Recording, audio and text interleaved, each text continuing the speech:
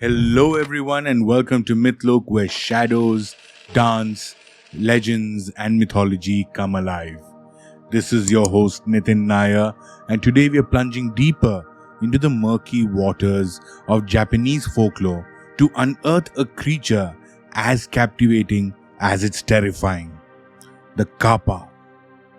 This water dwelling enigma has inspired equal parts fear and fascination for centuries. So grab your life jacket and let's dive right in. Imagine a creature that's part human, part reptile, and entirely unsettling. That's the Kappa. With webbed feet and hands, and a turtle-like shell on its back, and a sinister green hue, it's a sight to make even the bravest soul shiver. But it's not just their appearance that's chilling. The Kappa's most distinctive feature is a hollow on its head filled with water. Legend has it that this water is the source of their power. Lose the water and you subdue the beast. But beware, for these creatures are cunning and strong. Their mischievous nature is often a prelude to something far more sinister. While the Kappa aren't typically associated with traditional family units, they are often found in groups, suggesting a form of aquatic society. Some tales even hint at a hierarchy among them, with older, larger Kappas acting as leaders. There are whispers of Kappa communities with their own little rules and customs hidden beneath the surface of tranquil rivers and ponds. Kappa is the most common name, but these creatures have a plethora of names across Japan. From Kawauchi, meaning river inner, to Kawataru, translating to river barrel. The variations are as diverse as the rivers they inhabit. These different names often reflect regional beliefs and fears about these creatures. Kappa are exceptional swimmers, their webbed hands and feet propelling them through water with uncanny speed and agility. Their strength is formidable, allowing them to overpower humans and animals alike. But their intelligence and cunning is what truly sets them apart. Beyond their physical prowess, some believe Kappa possess healing abilities, particularly in bone setting.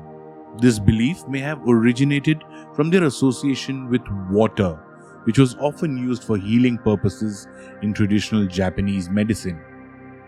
However, this benevolence is often overshadowed by their penchant for mischief and malice.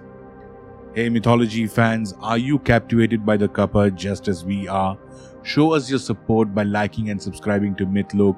Your enthusiasm fuels our quest to uncover the world's most incredible legends and keep bringing them to you on a regular basis. Now back to the video. The Kappa lore is rich with stories ranging from the comical to the horrifying. They are blamed for everything from crop failures to disappearances. Some tales paint them as pranksters, stealing cucumbers or playing hide and seek with unsuspecting humans. But darker stories abound, with Kappa luring people to their watery graves and even preying on innocent livestock. One particularly chilling tale involves the Shirikodama, a mythical ball said to reside in the human anus. According to legend, Kappa are obsessed with this elusive object, believing it to be the source of life force. A terrifying concept that adds an extra layer of horror to these already menacing creatures. One particular famous Kappa tale involves a confrontation with a sumo wrestler. Known for their immense size and strength, sumo wrestlers were often seen as a counter to the Kappa's power. One story tells of a Kappa challenging a wrestler to a sumo match. The Kappa, confident in its aquatic abilities, underestimated the wrestler's strength and balance. The wrestler, with a swift and powerful move, defeated the Kappa and tossed it back to the river. This story became a symbol of human triumph over mythical forces. A more sinister tale involves a Kappa taking a human bride. In some regions, it was believed that a Kappa could disguise themselves as humans and lure unsuspecting women into the water to become their brides. These forced marriages were seen as a terrible fate, as the woman would be trapped in the underwater world, forever separated from her human life. While the Kappa are often portrayed as menacing, there are also stories of their gentler side. Some tales speak of Kappa befriending children, playing with them in the water, and even protecting them from harm. These stories often serve as a counterbalance to the fear surrounding the Kappa, suggesting a more complex and nuanced view of these creatures. As mentioned earlier, cucumbers are often associated with Kappa. One story tells of a village plagued by Kappa attacks. The villagers, desperate for a solution, decided to offer cucumbers as a peace offering. To their surprise, the Kappa attack ceased, leading to the belief that cucumbers could appease these creatures. This practice became a common tradition in many parts of Japan. While the Kappa is often portrayed as a formidable creature, it has its weaknesses. As mentioned before, their water dish is essential to their survival. Without it, they are vulnerable and can easily be defeated. Another weakness is their love of flattery. Some tales suggest that by complimenting a Kappa's appearance or abilities, you can distract them long enough to escape. There is also a belief that Kappa can disguise themselves as humans, making them even more dangerous. These shape-shifting abilities add a layer of paranoia to the fear they inspire. The Kappa's legacy extends far beyond folklore. They've infiltrated popular culture, appearing in everything from manga to anime to video games. While their image has softened over time, the underlying fear and fascination remain.